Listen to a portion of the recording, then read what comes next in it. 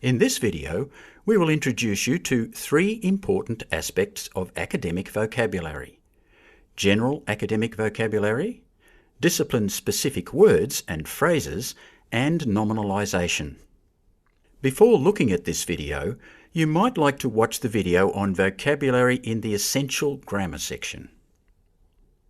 You probably already know most of the words that you need to get by in everyday English.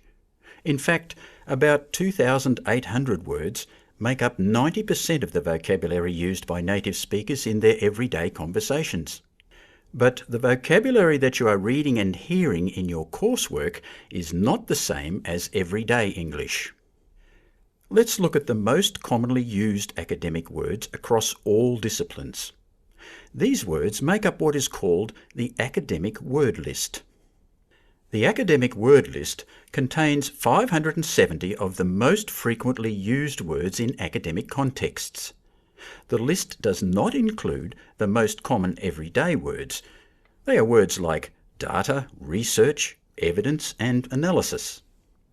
Many of them come from the Greek or Latin roots. You can find the list at the web address on the screen. The list is divided into 10 sublists. Sublist 1 contains the 60 most frequently occurring words in all academic texts. Sublist 2 contains the next 60 most common words, and so on. You might be tempted to memorize the entire list, but this wouldn't be the best use of your time. A lot of research has shown that in order to learn new vocabulary, you need to read, hear, speak, and write a word numerous times in a variety of different contexts to really know it.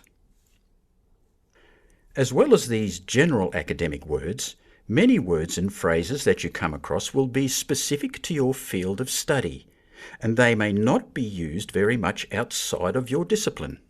For example, health students may use the words cardiovascular system, psoriasis, or prosthesis, while business students may come across terms such as return on investment, venture capital, and depreciation.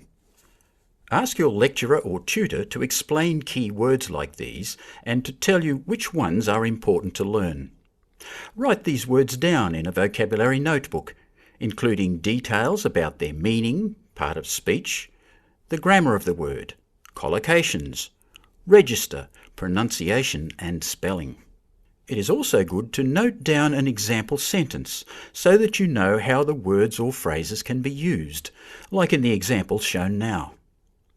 For more about knowing words, take a look at the vocabulary video. One more important aspect of vocabulary in academic texts is called nominalization. Nominalization just means turning a verb, adjective, or adverb into a noun. For example, the verb collect can become the noun collection by adding ion. After changing the form of the verb, we will need to change its position in the sentence and possibly change other words in the sentence too. For example, it took a long time to collect data. The data collection process took a long time. Here are some more examples of nominalization. Can you identify which words have been nominalized? I was required to edit the paper before submitting it. Editing was required before submission of the paper. We have made the model more applicable. The applicability of the model has been increased. Did you get them right? Nominalization is common in written academic texts, especially in scientific and technical papers. It can be used to put emphasis on a thing rather than a person. For example, in this sentence, health experts don't understand why the disease is so prevalent. The focus is on health experts and their understanding of something. We can change this so that the emphasis is instead on how widespread the disease is. The prevalence of the disease is a source of confusion among health experts. Nominalization helps to make our writing more formal and academic. Let's try another example. How would you change this sentence so that it begins with an improvement? We can see that sentiment amongst business people has improved compared to the previous quarter. One possibility is an improvement in business sentiment is evident in comparison to the previous quarter.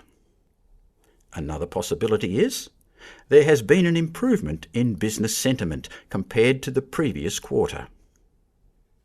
As you read and listen to English in your studies, look for examples of nominalization and other ways to make your language appropriate for academic context. In this video, we have introduced you to some important aspects of academic vocabulary. Try the exercises below for practice on this topic.